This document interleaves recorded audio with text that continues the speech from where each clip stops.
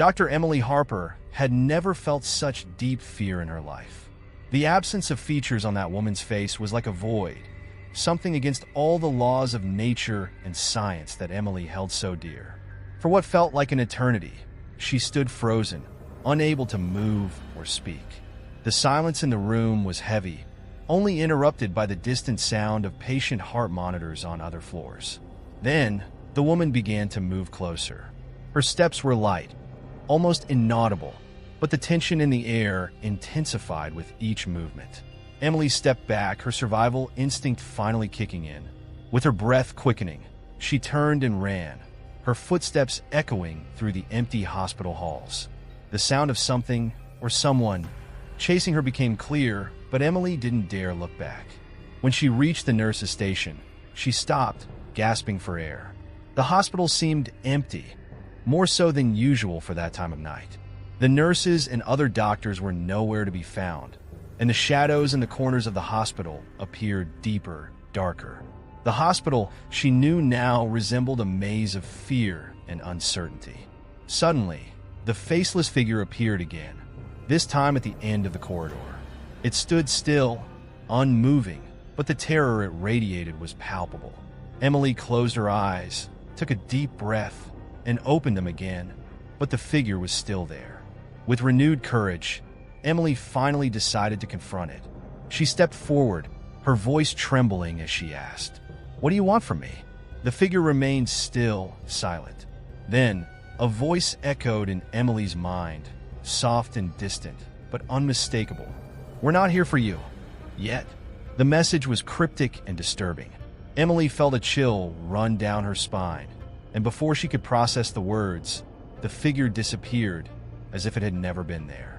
The doctor looked around, still trying to grasp what had just happened. However, one thing was clear. Her view of the world would be changed forever. The scientific rationality that had always guided her life could no longer explain what was happening around her. In the days that followed, Emily became obsessed with understanding the apparitions.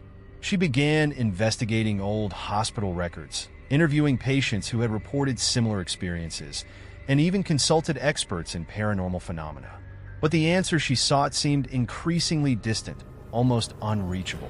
Finally, Emily found herself faced with a difficult choice: continue her search for answers, even if it drove her to madness, or accept that some things simply couldn't be explained, at least not in the way she had always believed. The darkness of the shadows seemed to be drawing ever closer, and Emily knew that, somehow, they would come for her, sooner or later. That night seemed endless. The image of the faceless woman was etched into Emily's mind, but she forced herself to return to work. When she tried to report what she had seen to a colleague, the words got stuck in her throat. How could she explain something so impossible?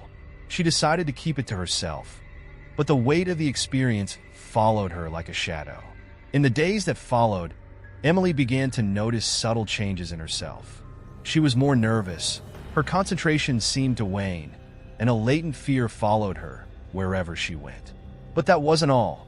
The shadowy figures began to appear more frequently, and not just at the hospital.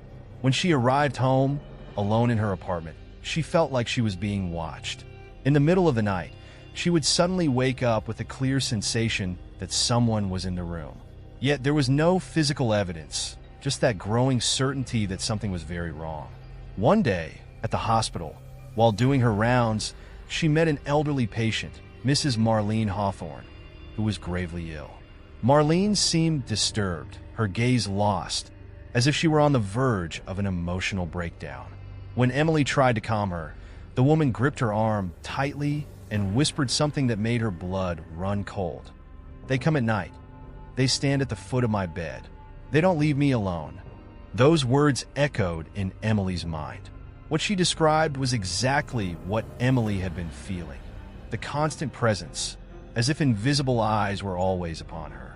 But Mrs. Hawthorne had a severe infection, and Emily tried to rationalize it, attributing those statements to delirium. However, deep down, she knew it was more than that. As the weeks went by, other patients' behavior also began to change. Many who were critically ill started reporting strange figures around their beds, saying that they were waiting for them.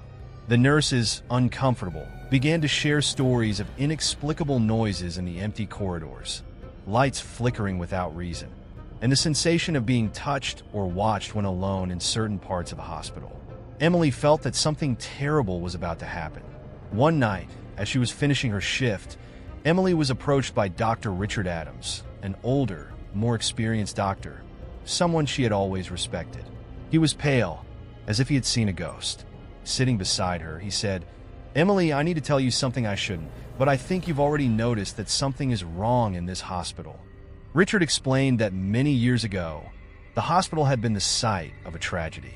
A great fire had destroyed part of the building, and several people, including patients and staff members, had died in a horrible way.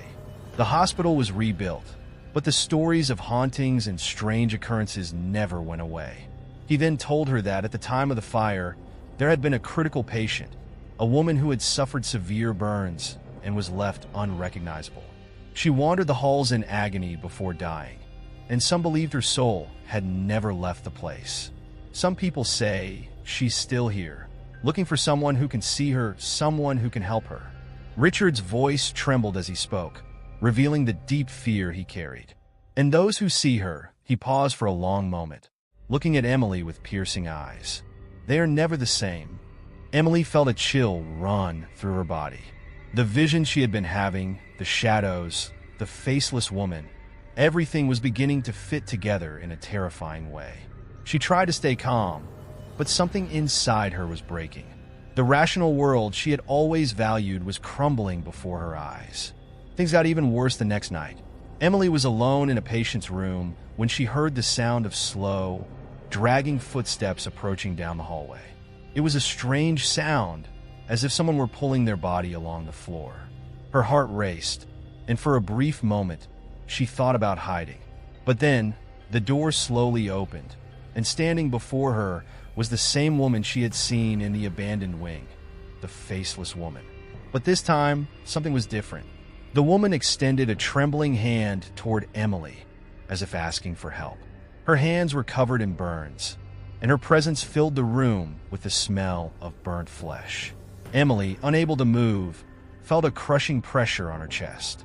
Then, before she could do anything, the woman disappeared, just as she had the last time. Emily knew she had to understand what was happening before things spiraled further out of control. Something was deeply wrong, and perhaps it was connected to the hospital's dark past. She decided to investigate the fire, determined to uncover the truth. However, as she delved deeper into the mystery, the visions and hauntings became more frequent and intense. She began to lose the line between what was real and what was imagined. Determined to uncover the truth about the hospital's dark past, Emily spent the next few days immersed in research. She spoke with older colleagues, investigated hospital records, and even visited the city library in search of old news articles about the devastating fire. With each new piece of information, a frightening picture began to emerge. She discovered that 30 years earlier, the fire had started in a makeshift psychiatric ward in the hospital's basement, where patients with severe mental illnesses were kept in inhumane conditions. One of the patients was a woman named Sarah Mulligan, admitted after a violent episode in which she had attacked her own family. Sarah suffered from constant hallucinations, believing that shadowy beings were pursuing her. The description of her delusions closely resembled what Emily and the patients were starting to experience. The fire had mysteriously started, and many said it was caused by Sarah herself, who allegedly set her mattress on fire in an attempt to rid herself of the shadows that tormented her. However, Sarah wasn't the only victim. The fire spread quickly, and she was one of several who died in the tragedy, leaving behind bodies unrecognizable from the burns. Emily felt a chill as she read the details of the case. The woman who appeared in her visions, could it be Sarah, still trapped in a spiral of torment and pain, desperately seeking help or revenge? But then, as she was returning to the hospital, something terrifying happened. On her way through the parking lot, her vision became blurry and a sense of dizziness overwhelmed her. When she tried to take a step, it felt as though the world around her was distorting. The asphalt beneath her feet seemed wet, but when she looked down, the ground was covered in ash. The air smelled of smoke, and the brightness of the day gave way to an oppressive darkness. Emily found herself in an unfamiliar corridor, with walls that seemed charred and cracked from extreme heat. A suffocating sense of dread filled the atmosphere. She tried to scream, but no sound came out. Then, Sarah's figure appeared once again, but this time, her face was visible, deformed by the flames, with melted skin and lifeless, hollow eyes filled with hatred. Sarah slowly walked toward her, arms outstretched. Emily could feel the woman's pain as if it were her own, an overwhelming physical and emotional agony. Suddenly, Sarah's words echoed in Emily's mind, not spoken aloud but projected directly into her thoughts. "You must free me." Emily woke up suddenly, gasping and drenched in cold sweat, sitting at her desk in the hospital. She didn't know if it had been a vision or a dream, but the sense of fear and urgency was palpable. Sarah's voice continued to echo in her head, pleading to be freed. But how? And from whom? The supernatural manifestations in the hospital worsened. More and more patients reported seeing shadows or hearing whispers during the night. Nurses began requesting shift changes, or even leave due to the growing fear of working at night. The hospital, once a symbol of healing, was becoming a stage of terror. Meanwhile, Emily couldn't sleep. When she closed her eyes, she saw Sarah, smelled burnt flesh, and heard the dragging footsteps. One night, she decided to search the abandoned basement ward, the epicenter of the old fire. The area had been sealed off for years, but she gained access with a key from one of the security guards, who avoided asking questions. He himself didn't seem to want to know what she was looking for in that place. With a flashlight in hand and a courage that felt more like desperation, Emily descended the metal stairs that led to the forgotten ward. The environment was steeped in a heavy silence. The walls were dark, stained with old soot, and the smell of dampness mixed with a strange odor Emily couldn't immediately identify. As she walked, she felt a growing pressure in her chest, as if something invisible were pushing her back, but she kept going. At the end of the hallway, she found a small room that had been locked for decades. It was there that Sarah had been kept. The walls were padded, but now torn and burned. A cold draft blew through the room, even though there were no windows or ventilation outlets. Emily stepped inside, and as she approached the center of the room, something strange happened. The air around her seemed to ripple, and an invisible force threw her against the wall. Her flashlight fell to the ground and went out, plunging everything into darkness. And in that darkness, Emily heard an unmistakable sound, Sarah's muffled crying. Emily struggled to get up, breathing heavily. She could feel Sarah's presence growing stronger, until in a desperate act, she shouted, "What do you want? How can I help you?" For a brief moment, silence filled the room. But then, a whispered voice, like a ghostly breath, replied, "Destroy what remains. Free me, or join me in the fire." Emily understood what she had to do. What was left of Sarah's belongings, her personal items, and the files that were stored, were still locked in a hospital storage room. She had to burn them, destroy the ties that kept Sarah bound. But the question remained, would she be able to handle the consequences of releasing something so dangerous? Emily was consumed by fear, but the need to free Sarah and end the hauntings pushed her forward. In the days following her discovery in the abandoned ward, she knew her only chance was to follow the instructions she had heard in the darkness, destroy the last remnants of Sarah's presence in the hospital. But doing so wouldn't be easy. First, she needed to find what was left of Sarah, and second, she didn't know if, by freeing that tormented soul, she might be sealing her own destruction. She began investigating the hospital records more deeply. Dr. Richard Adams, who had told her about the fire, helped locate what remained of the belongings of the psychiatric ward patients. They discovered that Sarah Mulligan's records, along with some personal items, were stored in an old hospital storage room. But before putting her plan into action, Emily started experiencing constant attacks from the supernatural forces surrounding her. One night, after a long shift, Emily returned home, exhausted and mentally drained. As soon as she entered her apartment, she sensed something was wrong. The lights flickered, the air felt heavy, and the silence was almost oppressive. Suddenly, the hallway mirror cracked and splintered, and she heard a muffled whisper coming from her bedroom. Hesitant, Emily walked to the door, feeling the panic rise in her chest. When she opened it, she saw something that made her freeze. In the middle of her bedroom stood Sarah, the deformed figure, with her clothes charred and her face melted by the flames. She didn't move, only stared at her. The tension in the air was so thick that Emily could barely breathe. Then, once again, Sarah's voice echoed, now clearer. "The time is coming. If you fail, you will be like me, forever." After speaking, the figure vanished, leaving Emily alone and trembling with fear. It was no longer just a veiled threat. Sarah was growing stronger, and her presence more physical. Emily felt that time was running out. If she didn't resolve this soon, not only the hospital, but her own life would be consumed by terror. She had to act. The next day, Emily convinced Richard to accompany her to the storage room where Sarah's belongings were kept. Richard, skeptical but supportive, agreed, although he himself had doubts whether what they were doing would have any effect. When they reached the hospital basement, the air was already cold. The building seemed to breathe a sinister energy, as if it knew something was about to happen. As they searched through the records, they found a small box labeled Sarah Mulligan. Inside, there were only a few things: an old porcelain doll with a broken face, a black and white photograph of a young woman, who could only be Sarah before her mental issues began, and a dusty notebook. Emily, feeling a chill, opened the notebook and saw that it was filled with chaotic scribbles, disjointed phrases about shadows, pain, and fire. However, the last words were clear. Asterisk, "They wait for me. I am burned, but they want my soul." Asterisk. Emily realized that these objects were somehow tied to Sarah's existence in this realm. She knew she had to destroy them, but as she stood there, something began to change around her.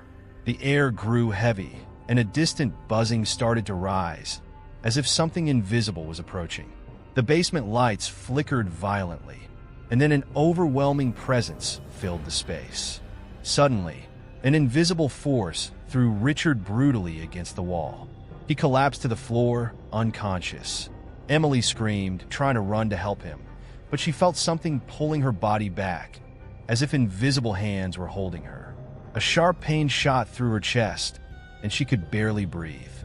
Sarah was there, more powerful than ever, her skeletal form floating in the air. Her hollow eyes burned with uncontrollable fury. "You're with me, Emily. I won't disappear." Sarah's voice reverberated through the basement, each word dripping with ancient resentment. Emily knew this was the decisive moment.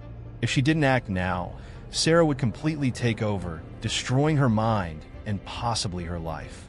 In a desperate act, she grabbed the doll and the notebook, dragging herself to the corner of the room where there was a trash can. With the last of her strength, she threw the objects inside and, with trembling hands, struck a match.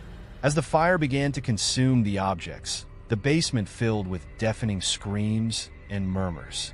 The ground shook violently, and the air became unbearably hot, as if hell itself was opening around her.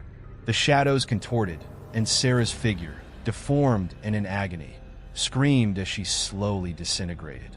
The fire seemed purifying, but also threatening. Emily could barely withstand the heat and pressure in her ears, but she knew she couldn't stop. She stayed there, watching as Sarah's belongings burned until the fire slowly died down. The basement fell into complete silence. When Emily finally stood up, gasping for air, she realized that Sarah's figure had disappeared. Everything was quiet. Was it over? She wasn't sure, but something inside her told her she had done the right thing. Richard, still unconscious, began to stir, and Emily quickly helped him. They left the basement, exhausted and scarred by the experience. As they climbed the stairs, Emily couldn't shake the feeling that something was still watching her from the depths, like a persistent shadow that hadn't been completely erased. The days that followed the basement incident were filled with both relief and uncertainty. Although the atmosphere in the hospital had become calmer, something still lingered in the air. Emily couldn't shake the feeling that Sarah's threat hadn't been completely eradicated. At times, The corner of her eye would catch shadows that disappeared as soon as she tried to focus on them.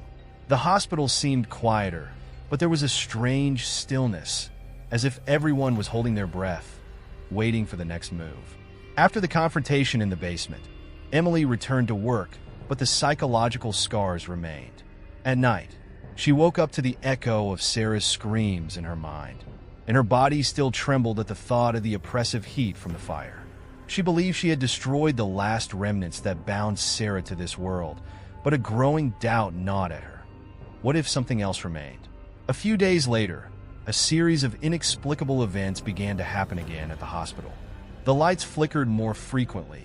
Nurses reported feeling a presence in the rooms, and a new ICU patient, gravely injured from a car accident, began to murmur about figures around his bed. Fear slowly returned to the corridors. One night, while on her shift, Emily received an emergency call. The ICU patient had gone into shock. Rushing to the room, she was overcome with a sense of déjà vu. The medical team was already there, performing resuscitation maneuvers, but something felt terribly wrong. The heart monitor beeped at an irregular rhythm, and the air in the room felt heavier than usual, as if something invisible was draining everyone's energy. And then Emily saw it. In the corner of the room, a shadow stood out among the flickering lights.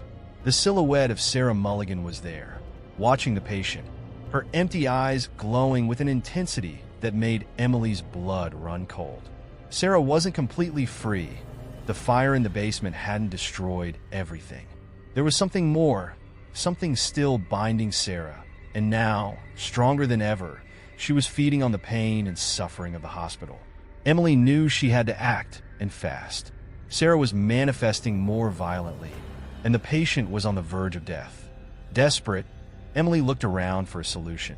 That's when she remembered something crucial she had overlooked.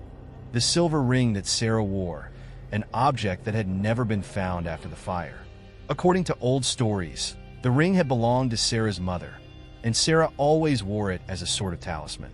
It could be the last link keeping her tied to this world. Emily rushed back to the records, searching for any clue that might lead to the missing ring. When she found an old record, it mentioned the ring as one of the items that disappeared after the fire, something that had never been recovered. She recalled an area of the hospital that had remained closed since the fire, a part of the basement she hadn't yet explored. The ring could be there. Without wasting time, Emily gathered her things and descended once again into the hospital's basement. This time, the atmosphere was even more oppressive. The air was thick and humid, and the walls, now covered in soot and mold, seemed to close in around her. She felt as if she was being watched, as though the very corridors were guiding her toward the place where the ring might be. At the end of a locked corridor, she found an old metal door, almost impossible to open. With effort, she forced the door to move, revealing a room forgotten by time. In the center of the room, a small, dust-covered metal box rested, untouched. Emily knew the ring was inside.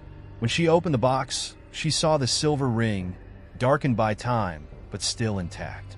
As she picked it up, a wave of cold shot through her body.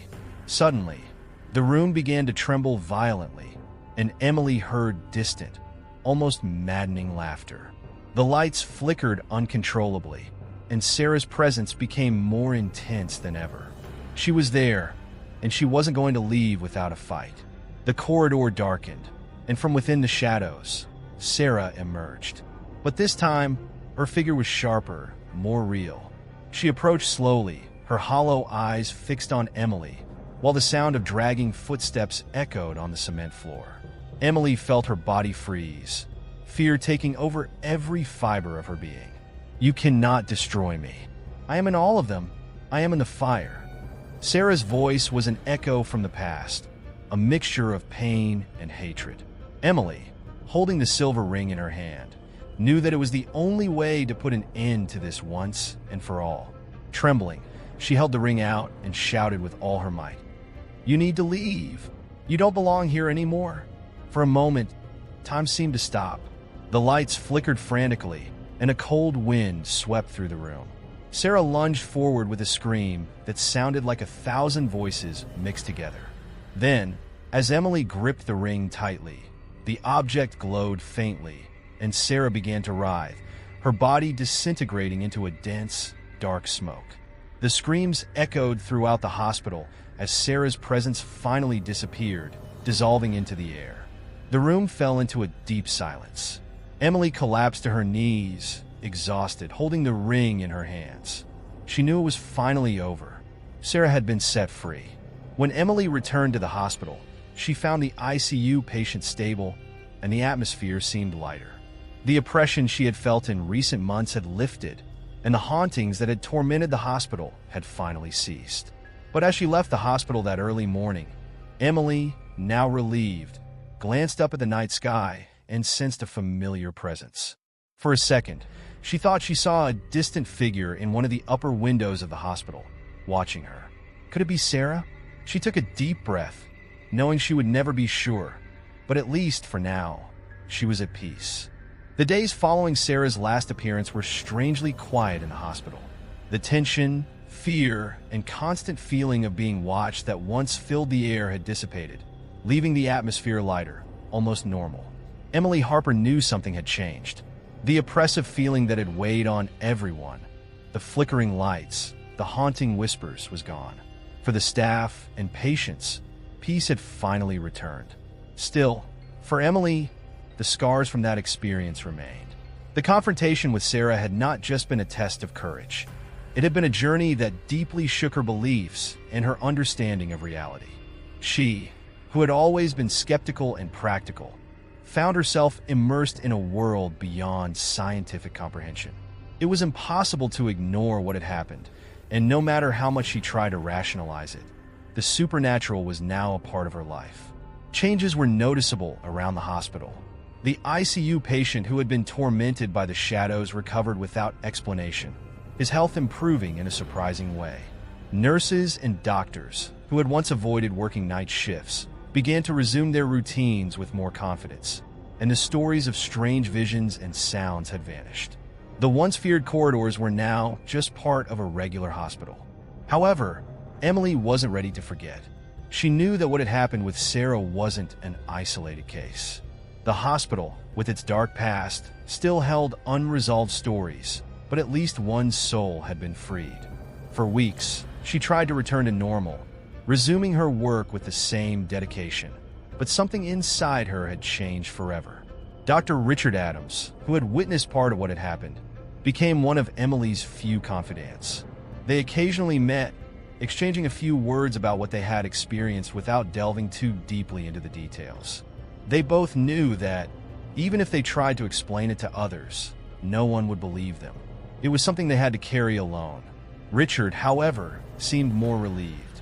The weight of the hospital's past had finally been lifted from his shoulders, and he even suggested that Emily take some time off, something she had never considered before. Emily took the suggestion and decided to spend some time away from the hospital in an attempt to regain her emotional balance. During this time, she visited her family and friends, trying to reconnect with normal life. Yet, even in moments of peace, she felt a latent connection to what had happened. It was as if a part of her was always tied to that experience. A few weeks later, she returned to the hospital. She knew that despite everything, her calling was there. Helping others, saving lives, that was still the most important thing to her. The hospital now felt different. It was as if a cycle had been completed, a dark chapter closed. The new wing that had been built where the old psychiatric ward once stood now housed modern recovery rooms, and the patients no longer reported anything strange.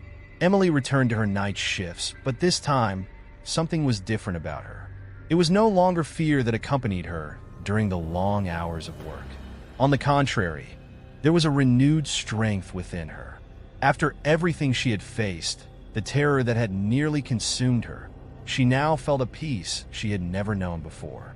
Sarah Mulligan, with all her pain and anger, was finally free, and Emily knew she had helped end that torment. However, one night during her shift, Emily found an envelope left on her desk in the doctor's lounge. No sender, just her name written by hand. Upon opening it, she found an old newspaper dated 30 years ago with a headline about the hospital fire. There was also a handwritten note in the corner of the paper that read, Not everyone is freed. Beware of the fire that still burns. Emily's heart raced. The handwriting resembled Sarah's, something impossible, as the spirit had been set free. But something about the message made her question if it was truly over. She glanced around the room, feeling once again that familiar, faint pressure in the air, though this time, more subtle, more distant. Was it a warning? Despite the unease, Emily refused to fall into fear again. She knew that, in some way, there would always be unresolved mysteries, forces that defied logic. However, she was ready to face them.